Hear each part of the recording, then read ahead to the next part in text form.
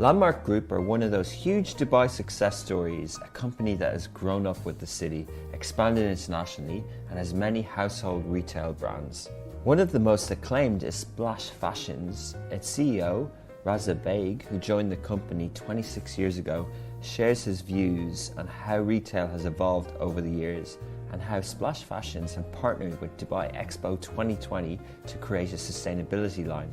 Welcome to Dubai Works, a business podcast about the innovators, the products, the services, and trending topics. Loving Dubai's take on the business stories that matter.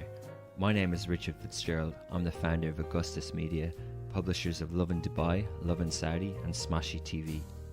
Each week, we'll be interviewing the dynamic business leaders of Dubai. Well, welcome to the show, Raza. Thank you, Richard. Thanks for your time. It's great to chat to you in these lovely offices. Thank you. So tell us a bit about your role as CEO of Splash Fashions and how it came about. So I joined fashion by default. You know, I decided that I needed to do something. I got a job as a store manager in Splash. And so you're interested in fashion from a young age in the industry and you wanted to learn about it? Nothing. Okay. It was not planned. Okay. I was a businessman. I was a small businessman in the area. I had 2-3 small businesses. I was very enterprising when I was a young kid. Yeah. And I decided to come to Dubai in 1993. And it's just that when I saw an ad in the newspaper which said fashion buyer and it said, travel the world, I was very excited. I said, this looks like a great job. And I hand wrote an application and I got called for it. Handwritten before online applications. This was probably my first job interview. Yeah. Which I'd applied, and I didn't have any work experience. I had only done business in the past. So when they read a handwritten application, the founders of Landmark Group, Mickey Jektiani, were very intrigued that somebody had written a story of their life. Okay. And that's why I got a call. And when I came into fashion, I realized that this is it. Because I'd done business, and for the services I had to do, I used to get paid in a month or 3 months. And this was a business where you sold it in a day, and at the end of the day, you collected the money and you counted it. It was amazing. I said, the cash, the direct-to-consumer purchase. So I was very excited just by the fact that you get paid for for the day. And of course, fashion is very nice because it changes constantly. Customers are constantly new. So the whole process of coming into a business which is so dynamic and ever-changing excited me as a 26-year-old man. And I thought, this is what That's good for you. What was Splash like then? Was it in its infancy? So describe Splash 20-something years ago. So 26 years ago when I joined Splash, I had no idea what fashion was. And the chairman of Landmark Group today, Renuka Jektiani, was the MD of the business. And we both didn't know really what fashion was. She was a housewife and I was a businessman who came to join her. And we learned the business of fashion through trial and error. The customers were very forgiving at those days. Of course, Renuka had a very clear vision on what she wanted in the value perceptions or in the store design. Even the selection of the merchandise was very, very, we were very careful on all these aspects, and we live by those values even today. Mm-hmm. And I think so that's the reason why the brand has stayed for so long and has been successful and grown. But my fashion understanding all came from the consumer. Amazing. And so you were a businessman. I'm fascinated to see that you've stayed in the role for so long and grown with the company.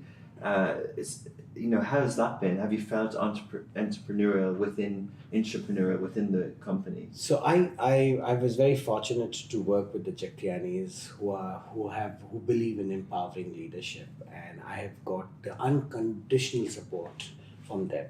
Over the 26 years, I got far too many opportunities to work with many people and better designations and probably better salaries. But I never jumped ship only because I only realized that when you have that authority, given, and The empowerment, the trust. the trust, and there is nothing can. And then when it rains, it pours. So, my patience stayed, and over a period of time, things Everything changed. grew. Yeah.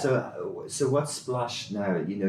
You're all over the world. You're all over the region and in different countries. How many people work, and what's the kind of size of the business? So we have about close to 4,000 employees, and we are across all GCC countries. We are in Africa now, Sri Lanka, Pakistan, India.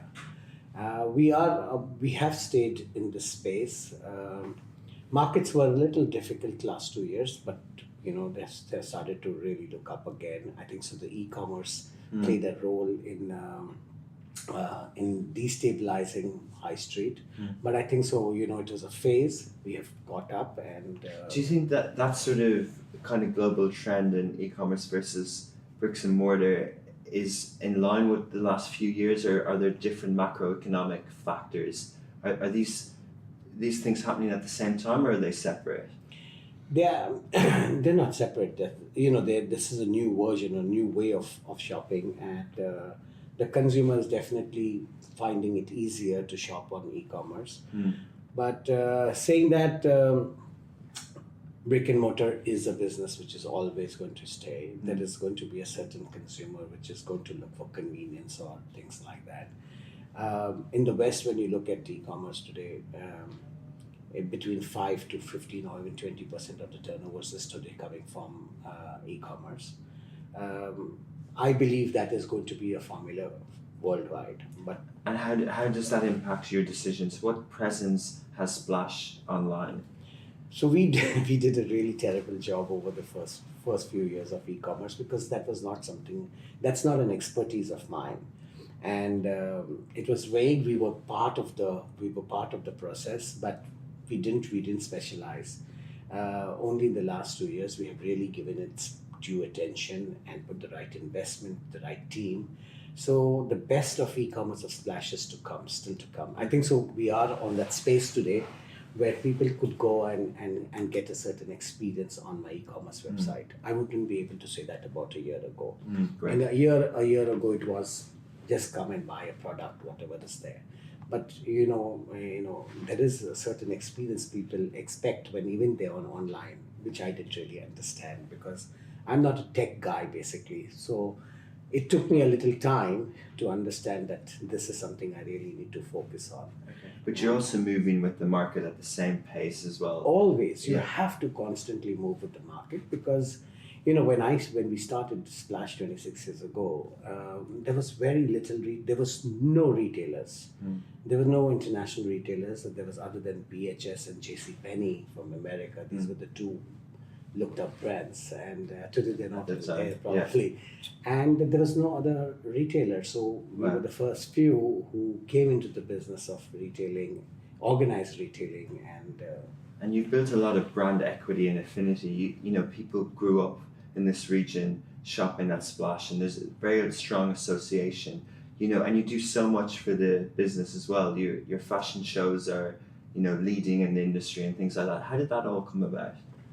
That came with the change in as the markets changed, we adapted to the change. The region has been really moved in the last decade, or in the last 2 decades. It has really upped its game in all fronts, from real estate to infrastructure and with those changes, even Splash constantly upgraded its process. So if you look at our store design from where we started to what we are today, in 26 years we must have made 6 or 8 big changes.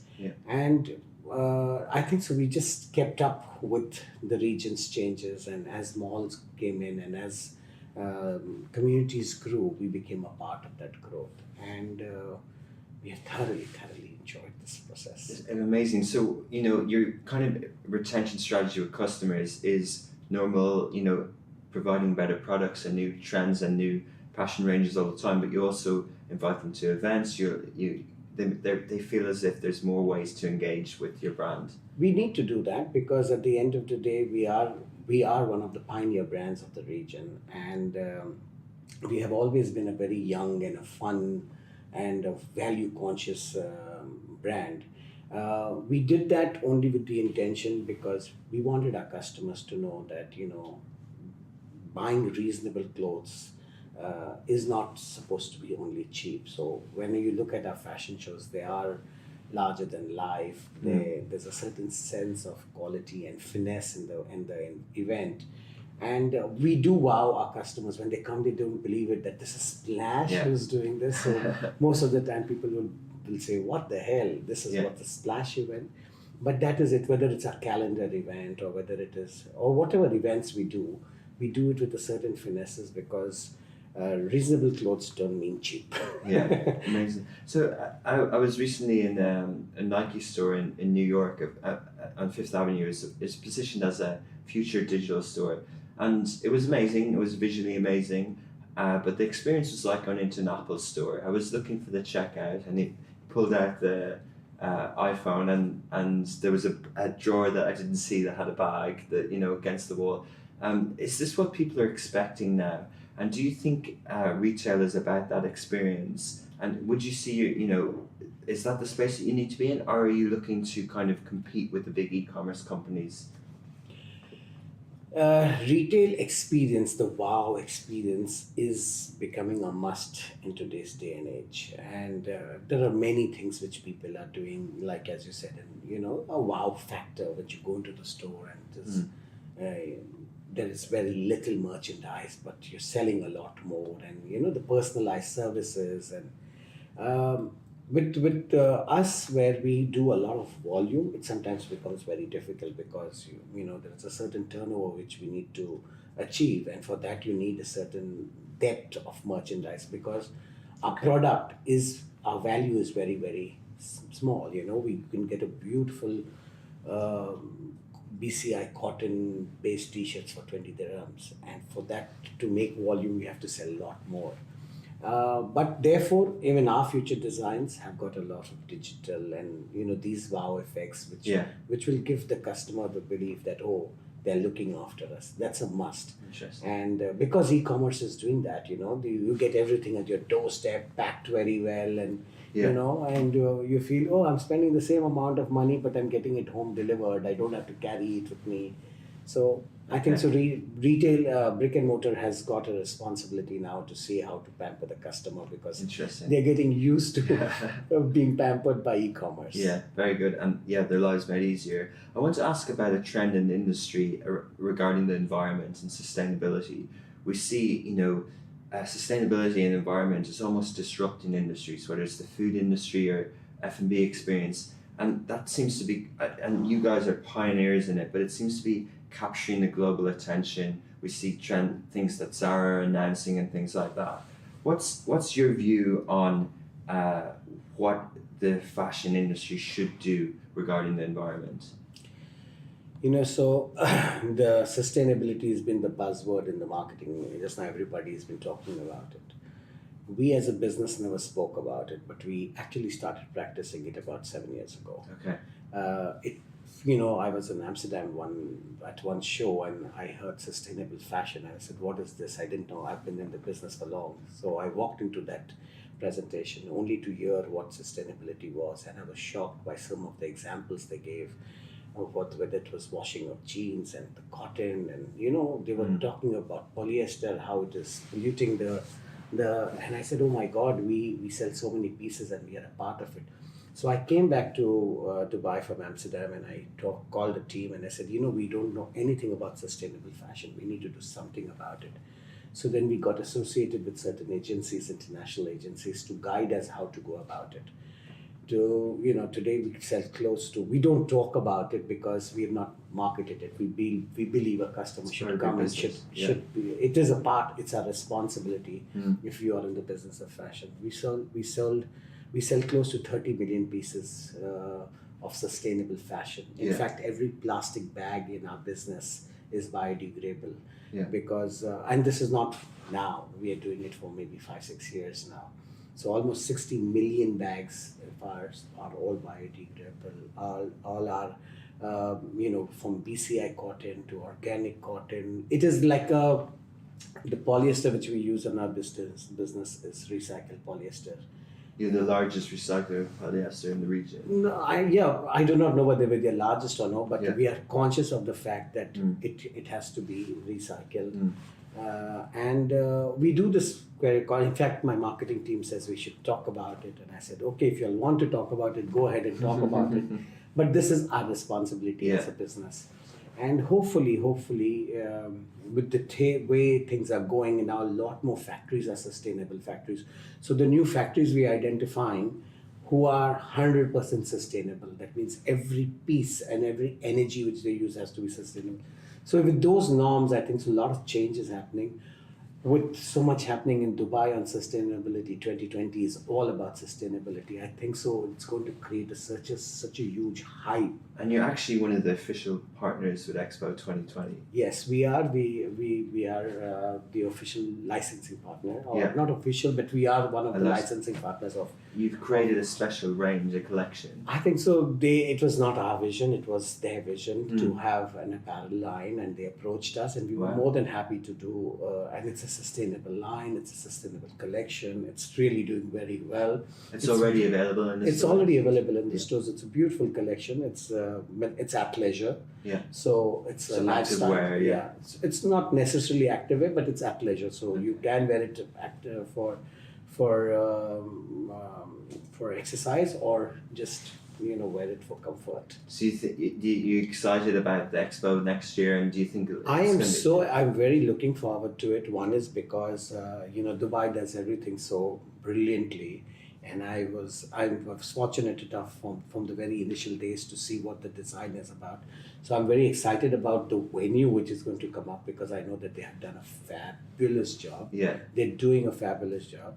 And more than anything else, it's a really, really good cause. They're going after sustainability, from energy to all aspects. Yeah. And I think so. It will create a wave worldwide. I am very, very confident the way they are doing it, and sustainability, which is like the buzzword, will become the norm in time to come. I'm hoping Dubai takes the lead. Dubai is taking the lead on it for sure. Just now, UAE is taking the lead on it. It's great to see Splash such a Dubai story and to be part of that. We are a Dubai success story. Amazing. Well, that's a good note to end it on. Thanks so much, Raza, for your time. Thank you. I look forward to following your. Thank you so much. God bless. Thank you. All the best.